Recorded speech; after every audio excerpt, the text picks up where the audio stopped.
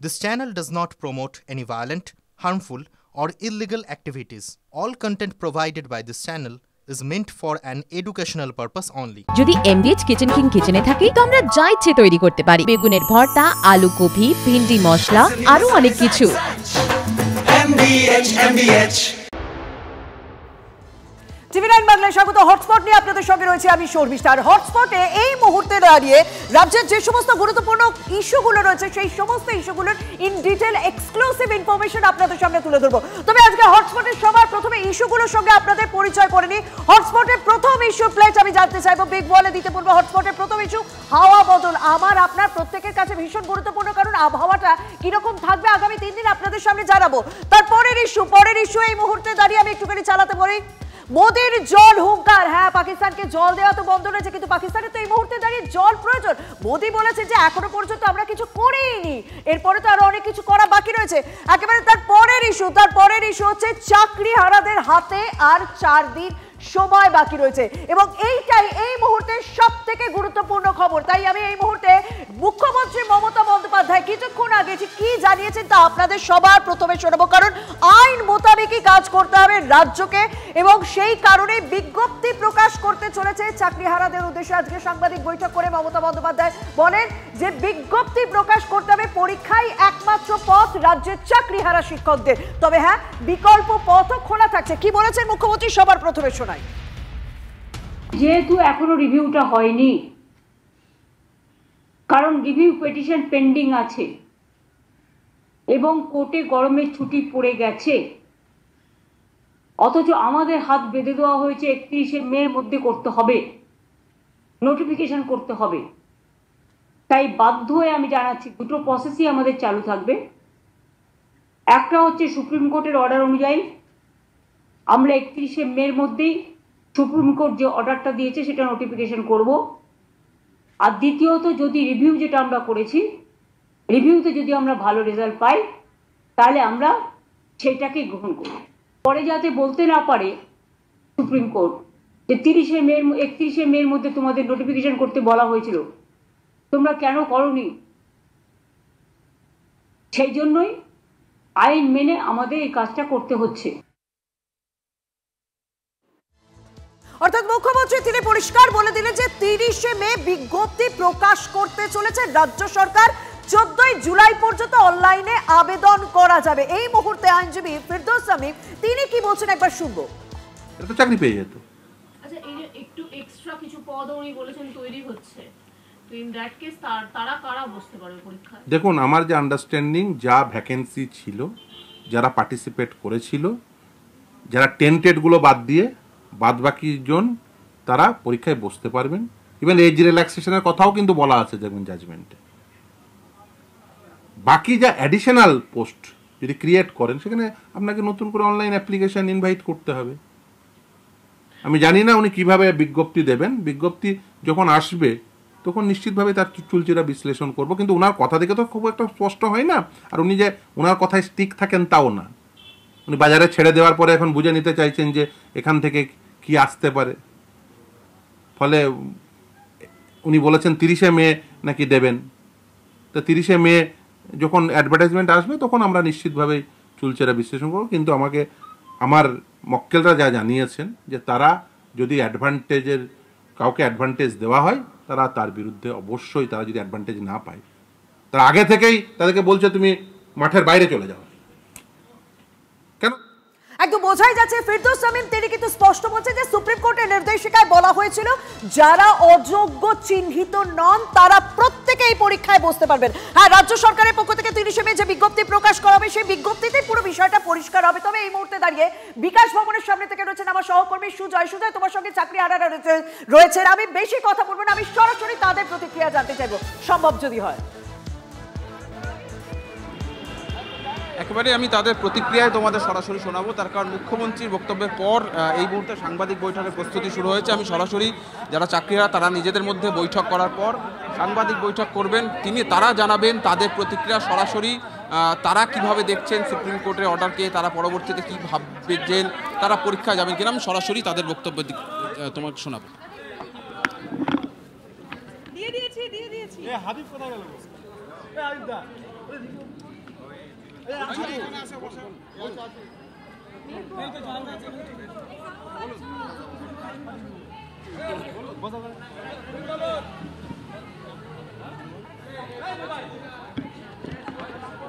বিকাশ ভবনের সামনে এবং স্বাভাবিকভাবে চাকরিহারা শিক্ষকরা যাদের প্রথম থেকে দাবি ছিল যে তারা পরীক্ষায় বসবেন না, কারণ তারা পরীক্ষা বসেই চাকরি পেয়েছিলেন এবং 7 বছর চাকরি করেছেন এবং 7 বছর চাকরি করার পর দুর্নীতির দায়ে তাদের চাকরি গিয়েছে। তাহলে যারা যোগ্য শিক্ষক তারা কেন আবার পরীক্ষা দেবেন, আবার কেন তাদের চাকরি ফেরত দেওয়া হবে না, সেই প্রশ্নেই বারবার, সেই দাবিতেই তারা এতদিন আন্দোলন, তারা বিক্ষোভ নিয়ে গেছেন। তবে এই মুহূর্তে মুখ্যমন্ত্রী মমতা বন্দ্যোপাধ্যায় তিনি স্পষ্ট জানিয়ে দিয়েছেন আইন মোতাবেকই কাজ করতে হবে রাজ্য সরকারকে। তবে অবশ্যই বিকল্প পথ খোলা রাখা হচ্ছে, যদি রিভিউ পিটিশন দাখিলের পর যদি কোনো রকম রিভিউ পিটিশনে ভালো ফল হয় তাহলে সেই মোতাবেকই ব্যবস্থা নেওয়া হবে। তবে 30 মে বিজ্ঞপ্তি প্রকাশ করতে চলেছে, নিয়োগের বিজ্ঞপ্তি প্রকাশ করতে চলেছে রাজ্য সরকার। এই সাংবাদিক সম্মেলনের আগে তাদের সঙ্গেই কথা হয়েছিল আমাদের, কি বলেছেন তারা একবার শোনা যাক।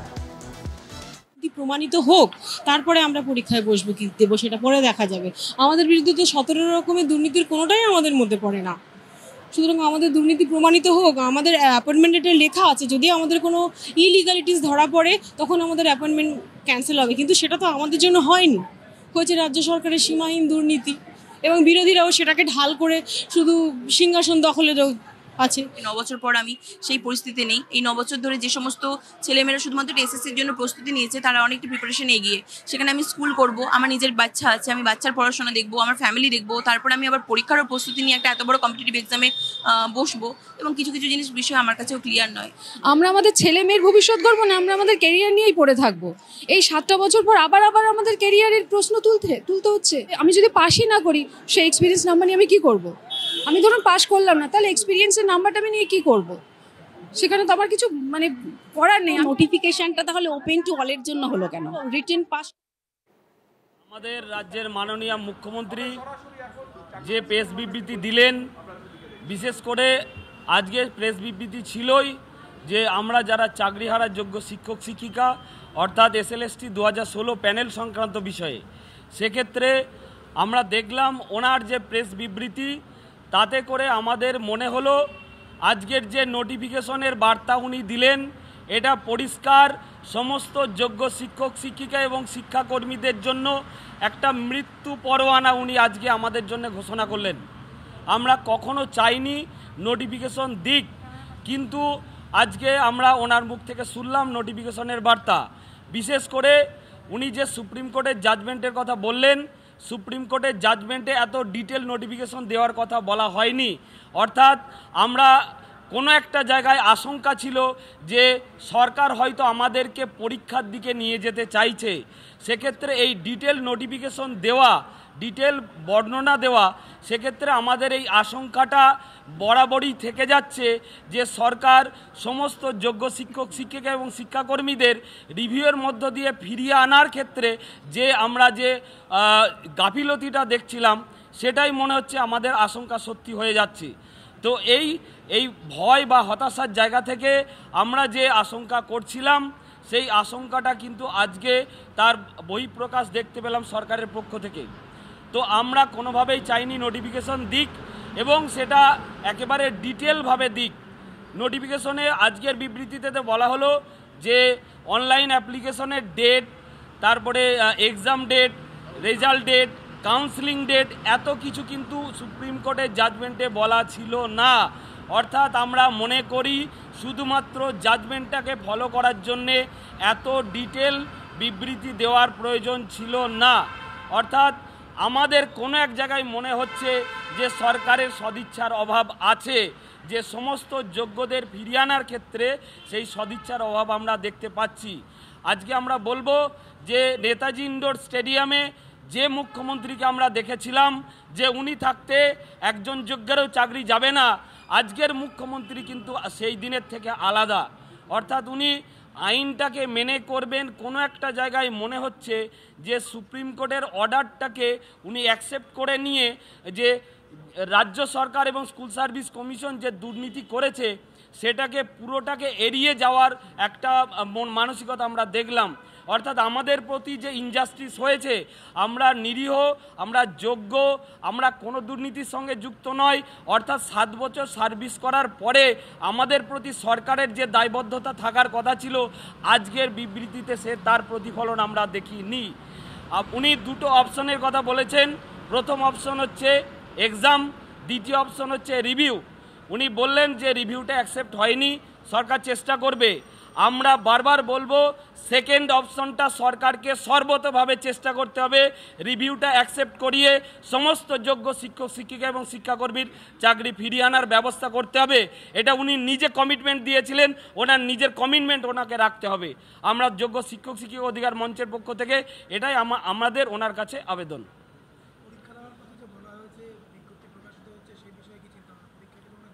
আমরা মনে করি যে অনলাইন অ্যাপ্লিকেশনের যে ডেটটা উনি বলেছেন যে জুলাই মাসের একটা ডেট বললেন, তো এটা আরও বাড়ানো যেত। সেক্ষেত্রে কি হতো যে রিভিউটা অ্যাকসেপ্ট করানোর ক্ষেত্রে সরকারের হাতে সময়টা আরও বেশি পাওয়া যেত। আমরা মনে করছি সরকারের আরও যোগ্যদের বাঁচানো এবং নোটিফিকেশন দেওয়া দুটোকে ভারসাম্য রাখার আরও জায়গা ছিল। সরকারের পক্ষ থেকে সেই সদিচ্ছাটা আমরা দেখলাম না। রিল্যাক্সেশনের কথা বলা হচ্ছে, এক, আপনারা যারা 8 বছর 9 বছর বা 7 বছর চাকরি করছেন তার ক্ষেত্রে একটা নম্বর দেওয়া হবে, দ্বিতীয়ত বয়সের ক্ষেত্রে ছাড়। দেখুন, এজ রিল্যাক্সেশনটা এটা একটা, আমরা যারা 7 বছর ধরে চাকরি করছি, যাদের ফ্যামিলিতে ধরুন আজকে অনেকে অসুস্থ, কারো ক্যান্সার আছে, কারো প্যারালাইসিস আছে, তো আবার বাড়িতে ছোট ছোট বাচ্চা আছে, মানসিক স্টেজ মানে পরীক্ষা দেওয়ার মতন মানসিক পরিস্থিতি নেই, সেই জায়গা থেকে শুধুমাত্র এজ রিল্যাক্সেশনটা আমাদের জন্য ন্যায় বিচার হয়নি। কোর্টও আমাদের প্রতি ন্যায় বিচার করেনি, আমাদের সরকারও আমাদের প্রতি ন্যায় বিচার করছে না। প্রশ্ন আমরা পড়ে করছি, প্রশ্ন পড়ে নিচ্ছি। এটা নিশ্চয়ই ফ্রেশারদের সঙ্গে বসা, আজকে কম্পিটিশনের মানে একটা নর্মাল একটা এক্সাম দেওয়া আর কম্পিটিটিভ এক্সামের প্রচুর ডিফারেন্স আছে। আমরা যখন স্কুলে পড়াচ্ছি শুধুমাত্র একটা সিলেবাস পড়াচ্ছি, কিন্তু যখন একটা কম্পিটিটিভ এক্সামের জন্য পড়তে হবে টোটাল সিলেবাসটা পড়তে হবে। তাহলে আজকে যখন আমরা স্কুলে আমাদের শিক্ষকতার দায়িত্ব পালন করব, আমাদের সাংসারিক দায়িত্ব আছে, আমাদের চাকরি হারিয়ে গেছে এই দুশ্চিন্তার মধ্যে আছে, শারীরিক প্রতিবন্ধকতা আছে, এই সমস্ত কিছু প্রতিকূলতারকে কাটিয়ে উঠে একটা কম্পিটিটিভ এক্সাম দিয়ে সেটাকে কোয়ালিফাই করা এবং চাকরিটাকে পাওয়া মানে মোস্টলি ইম্পসিবল। আচ্ছা, সকলকেই অ্যাড্রেস করে আমি কয়েকটা কথা বলতে চাই। ইংরেজিতে একটা কথা আছে, the half truth is a whole lie, মানে অর্ধ সত্য আসলে পুরোটাই মিথ্যে বলে বিবেচনা হয়।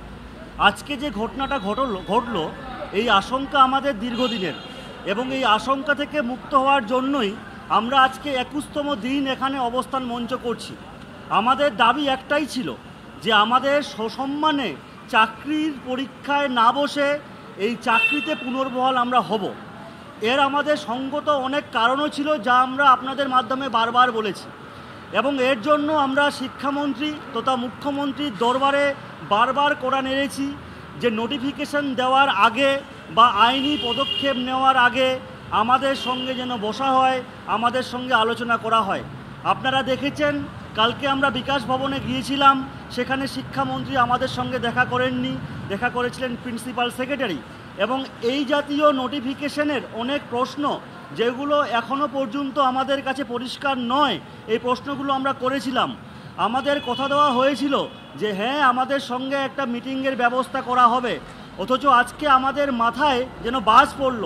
আমাদের সঙ্গে কোনো রকম আলোচনা না করেই একটা অর্ধ ধোঁয়াশাপূর্ণ বিজ্ঞপ্তি প্রকাশের আভাস মাননীয় মুখ্যমন্ত্রীর মতো সচেতন একজন পদাধিকারিক কী করে করতে পারলেন। আমি সঙ্গত কতগুলো প্রশ্ন তুলি। মনে করুন ক্রিকেট খেলা হচ্ছে, একটা ওভারে কোনো আম্পায়ার একটা হোয়াইট বল দিল আর একটা নো বল দিল, তাহলে যেটা নিয়ম সে দুটো বার্তাকেই মানতে হবে। আপনারা জানেন যে পরীক্ষার কথা সুপ্রিম কোর্টের ভার্ডিক্টে আছে সেখানে অনেকগুলো ডাইরেকশন করা আছে যেগুলো রাজ্য সরকারকে মানতে হবে। তার মধ্যে যেমন একটা 31শে এপ্রিলের মধ্যে পরীক্ষার নোটিফিকেশান, মের মধ্যে পরীক্ষার নোটিফিকেশান একই রকমভাবে যারা অযোগ্য হিসাবে বিবেচিত তাদের টার্মিনেট করতে হবে। তাহলে আমি আমার বাঁচার জন্য আমি একটা অংশকে মেনে নিলাম আর আরেকটা অংশ নিয়ে আমি কোনো কথা বলছি না, এটা কি সুপ্রিম কোর্টের ভার্ডিক্টকে ভায়োলেট করা হলো না?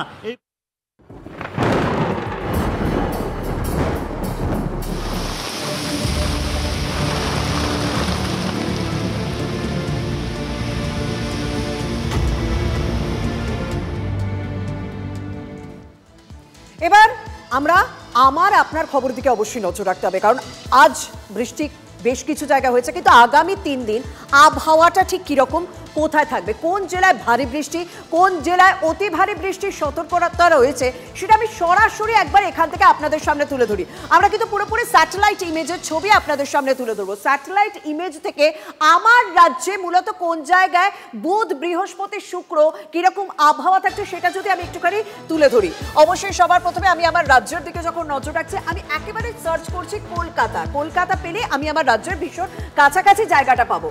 যদি এই দেখুন কলকাতা, আমি দেখতে পাচ্ছি এটা এই মুহূর্তের আবহাওয়া। কলকাতা হ্যাঁ হাওয়া বইছে, কিন্তু এখনো পর্যন্ত সেরকম বৃষ্টির পূর্বাভাস মানে এই মুহূর্তে দাঁড়িয়ে কলকাতায় সেভাবে দেখা যাচ্ছে না। তবে আমি যদি এটাকে বুধবারের দিকে আনার চেষ্টা করি, বুধবার কিন্তু আস্তে আস্তে কলকাতার আবহাওয়া পরিবর্তন হচ্ছে। আমি যদি একটুখানি বৃষ্টির জায়গাটাই আপনাদের সামনে তুলে ধরি, কলকাতায় কিন্তু আস্তে আস্তে প্রভাব পড়তে শুরু করেছে। কলকাতার পাশাপাশি চন্দননগর, কোলাঘাট, আরামবাগ, হলদিয়া, দেখুন উপকূলবর্তী জেলাগুলি হলদিয়া, কোলাঘাট এই জায়গাগুলোতে ভালো প্রভাব পড়বে। উত্তর 24 পরগনা, দক্ষিণ 24 পরগনা ভালো প্রভাব পড়বে।